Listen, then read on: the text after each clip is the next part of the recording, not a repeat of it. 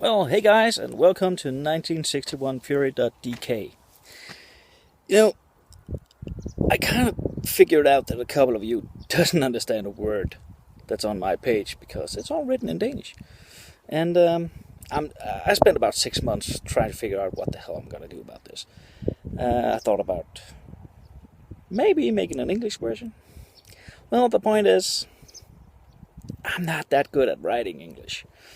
So, for you guys, I got a little treat. You probably watched one or two videos on YouTube that I made, driving the other guys around, figuring out, well, how it is to own this beautiful old car that I have. So I figured, why not just, I don't know, take a drive? Well, first of all, let me tell you just a little bit about my old car. It is, as you probably figured out, a 1961 Plymouth Fury. It has a 318 cubic inch engine, or in the more famous metric system, 5.2 liters. It has 230 horsepower from original. I haven't done anything to boost the horsepower. All I've ever done to the engine of it is actually try to rebuild it just a little bit. Not that I've had it all torn apart or anything. I haven't done that. I changed a couple of head gaskets. I've changed the carburetors. And I've fought long and hard to have this engine just run seemingly proper. I have an electronic ignition on this. Still looks like original. But inside there is an electronic ignition. That helped. 5.2 liters. I have no brake assist, as you can probably see. Sorry if the light teases you just a little bit. No power brakes. It does, however, have power steering, which I'm very glad, because this thing weighs 1.7 tons, as it is right now. Okay, take a little trip around back. Twin exhausts, V8, sounds bloody brilliant, if I'm honest.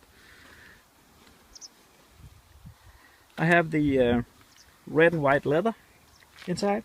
Looks quite alright in my book. To the interior, I just need one thing. A couple of things. I need to have my steering wheel repaired, as you can see, redone, and I kind of need some kind of a sealing interior wise. Right now it's just bare metal. It has been for a couple of years now, but this is, as you call it, a rolling restoration.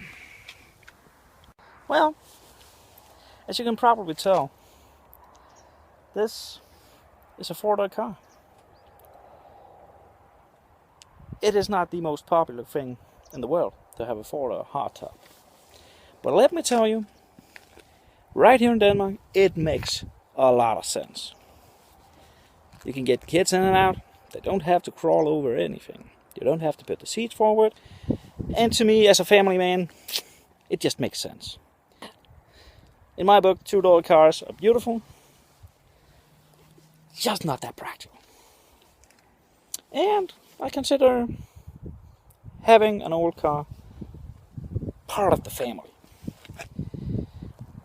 I owned this car for about 10 years now. Made a webpage about it, about that car and owning other American cars. And right now, I think it's about time we took a little drive. Well, if you never experienced this, hold on. Oh yeah. Oh yeah. It's exactly that good. It really is. I don't know if you guys feel like me telling you, like I'm sitting here, what it's like to drive. Well, I'm gonna do so anyway. Just gonna pull the foot emergency handbrake. Whoop, there's a gear. We've got a 3-speed automatic gearbox in here that reacts absolutely beautiful. It's one of the few things on the car that actually never bothered me. It never teased me in any way. It does drip a little bit of oil. Well, one of the threads on the screws on the bottom tab has actually been worn out, which means that there's a little oil rub. And the heat of the summer and the heat of the engine makes the oil flow a little smoother, which means that right now it's actually dripping quite a lot. Well, just have to shut the window down not to mess up the sound too much. I'm just gonna run you through a couple of the basics here. Driving an automatic car, if you've never tried it, get a rental car with an automatic. It has got to be, oh boy, some guy on a bike just drove it straight in front of me. Trying to stop 1.7 tons with no power brakes, a little bit tricky. Luckily, I do have disc brakes on the front end of this car. I'm happy about that. I really am. Well, as I was saying, if you've never drove an automatic, rent one, try it. It has got to be one of the most relaxing ways to go.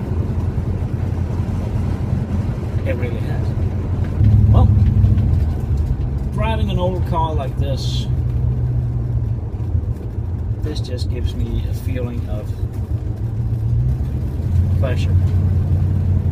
I could, of course, mention a couple of things that give me just as much pleasure, but this is among one of the best feelings in the world. I'm driving around in a very old car, and I just push my foot down, and it just, I'm on. That's 60 miles an hour. Oh boy, down brakes. Love those disc brakes. I really do love those disc brakes. Okay, so now I'm on a closed road. I'm just gonna roll on very, very slowly, just to give you guys a little inside look into what the car looks like on the inside. Right here, fuel gauge. Alright. Amp meter. The speedo is quite cool. I'm gonna show you guys just like this. I just gotta show. See if you guys can actually see this. You see, there are small bars growing up from the bottom to show me just how fast I'm going. I think that's quite cool. So now we are on a little pleasure cruise. But as I told you, it's damn near 27 degrees outside. It's humid, and this car is old. So I need to get it out, stretch its legs a little bit, get some air through the radiator. So we're gonna start off in here. It's still inside city limits, so I cannot do much more than 30. Do not want to risk a fine at this point in time. But when we get out on the main roads, I might need to stretch its legs just a little. Why it grows hot? Well, it's an old car. Actually, it's very old. It's got an old cast iron engine that holds on to the heat like a terrified toddler. It actually does have a gigantic radiator, but you still kind of need to have air through the radiator to keep this thing cool. It has an engine mounted fan, which means it's not an electric fan that starts up by itself whenever you need it to.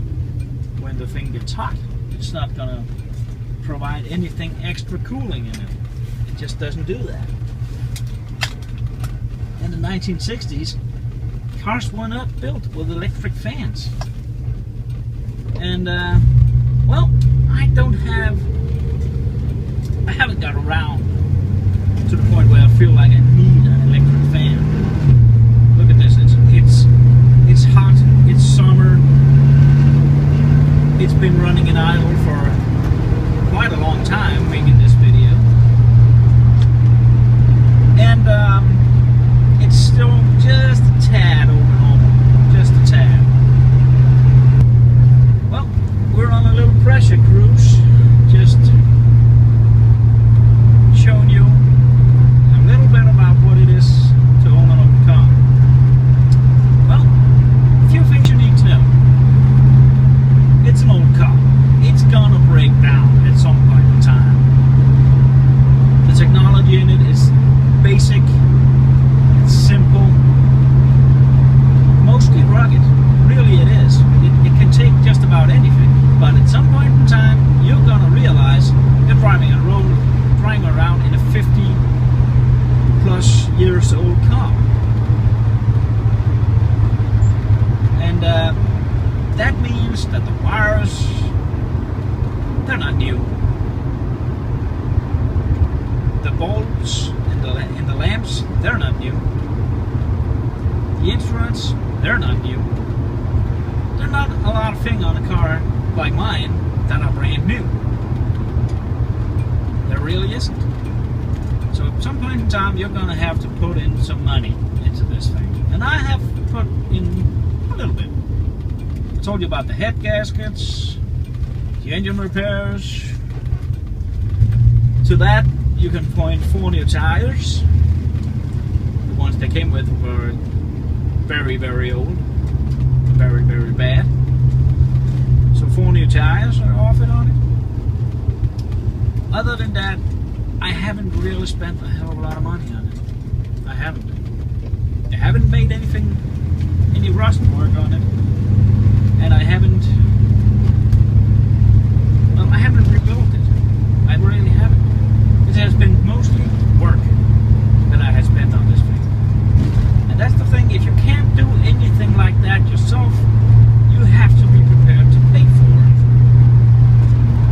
And that's where, at least here in Denmark, things gets a little bit expensive.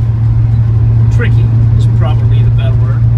Finding somebody that knows anything about old cars in this country is, well, tricky, as I said. There isn't a lot of it left. And if they can't hook a computer to it, they don't know what to do.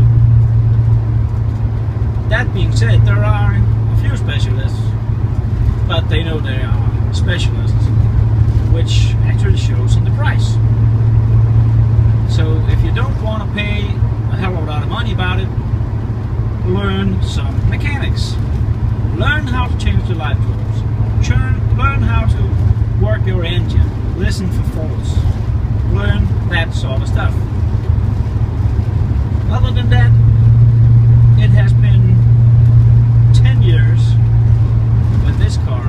I got it in 2004. Right now, we are August 2014. It is very, very close to 10 years since I got this car. I got it in, I think it was October of 2004, and it has been a joyride. It got on the road in 2006, which means at this point in time I've had 8 years of driving my car. I drive it around maybe 1,000 miles a year. That's it, which is 1,600 kilometers, just about. And it is, to me, one of the small pleasures that I have in my life. I enjoy my hobby, and that is what this is. It's a hobby to me. Well, I hope you guys had some fun, enjoyed my little video, and it'll be put up on the website very shortly. Catch you later.